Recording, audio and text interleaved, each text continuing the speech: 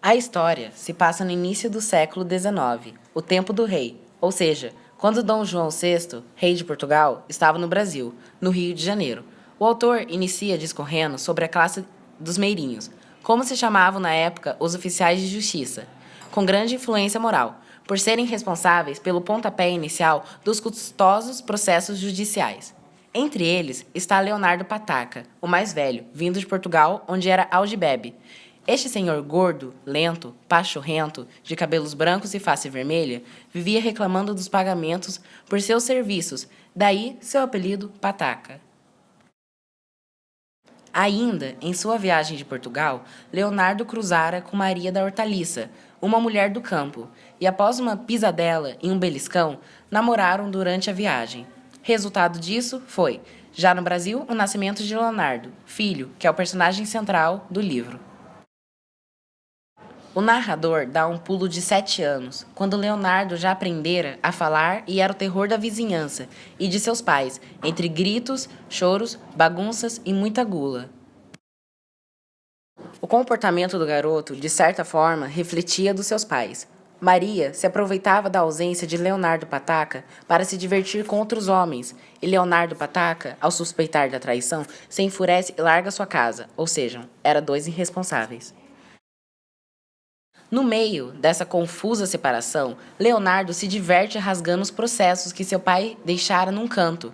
Ao ver a desgraça, Pataca ainda dá um chute no garoto, que vai se proteger com seu padrinho, o barbeiro.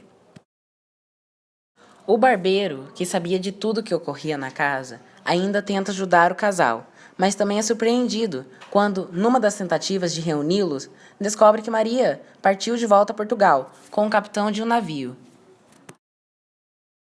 Barbeiro, padrinho de Leonardo, acolhe ele para sua casa. Então, pensou em mandar Leonardo para estudos em Coimbra, mas decidiu que ele deveria ser um clérigo, rezar missas e assim provaria à vizinhança a bondade que enxergava no garoto. No meio do evento religioso, outros devotos, jovens garotos, se divertiam ao zombar das rezas e cantos, gritando obscenidades e atormentando os seguidores. Vendo tal movimento, Leonardo resolve, no uso de sua permissão, se embrenhar na festa. Conhece outros dois garotos de sua idade e, quando percebe, está no fim da via sacra, na igreja do Bom Jesus. Com Maria das Hortaliças distante, Pataca não demora a se prender a outra paixão. Ele era um romântico, que hoje se diria um babão. Mas a cigana com quem se meteu era tão ouriçada quanto a Salói anterior, e também possuía seus amantes. Chegou um dia em que ela decidiu se livrar de Leonardo Pataca, e fugiu à mesma maneira de Maria. Desacreditado com tanto azar, Leonardo pôs-se a procurar por fortuna. Novamente, o livro narra alguns costumes da época. Dessa vez era sobre a busca da fortuna em rituais de magia negra, realizados curiosamente por pessoas que viviam de forma muito pobre em cabanas perdidas no meio de manguês, aparentemente sem qualquer fortuna para lhe ajudar. Leonardo Pataca procura ajuda e, após realizar diversas provas que não fizeram efeito, acaba participando de um ritual em que fica nu, coberto por um manto, faz algumas rezas e pratica uma estranha dança. Durante o ritual, bate à porta o Vidigal. Os realizadores do ritual tentam fugir do casebre, mas este estava cercado. Assim que Vidigal entra, ordena que todos continuem a dançar até cansarem. Ao final, seus granadeiros punem a todos com chibatadas. Em seguida, o major usa de sua posição para dar lições de moral e questiona especificamente Leonardo Pataca, de quem não esperava este comportamento, por ser uma pessoa da justiça, e talvez por isso o utiliza como exemplo, dando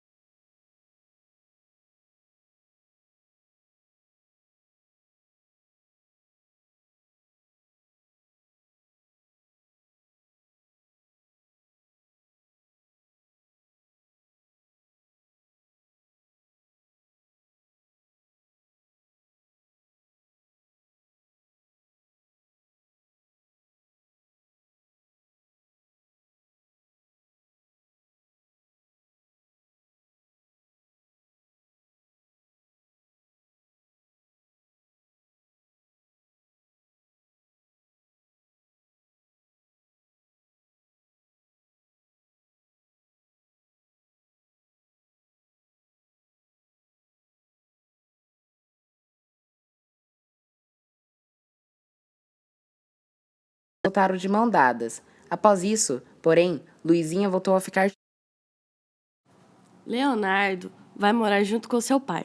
Porém, ele e sua madrasta não conseguem se entender. E após muitas brigas, ele foge de casa. Leonardo conhece um grupo que estava fazendo piquenique e reconhece dentre eles um amigo seu de infância.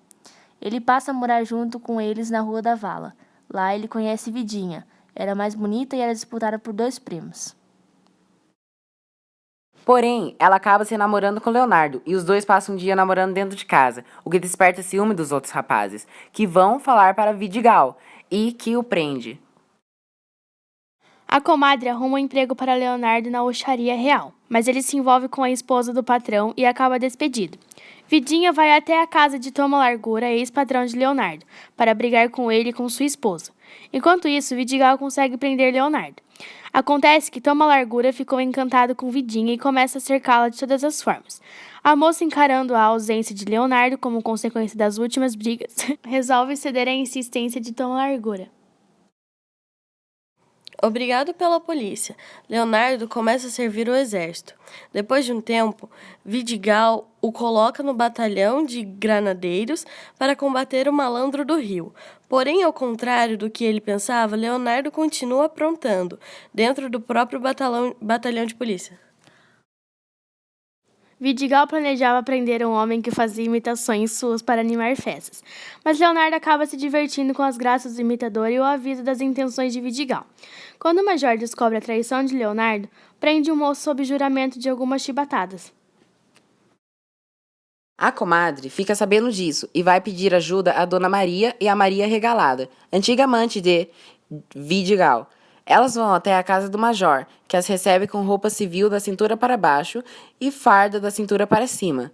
Não conseguindo resistir aos pedidos das 3 mulheres, Vidigal perdoa Leonardo e ainda promete promovê-lo a sargento do exército.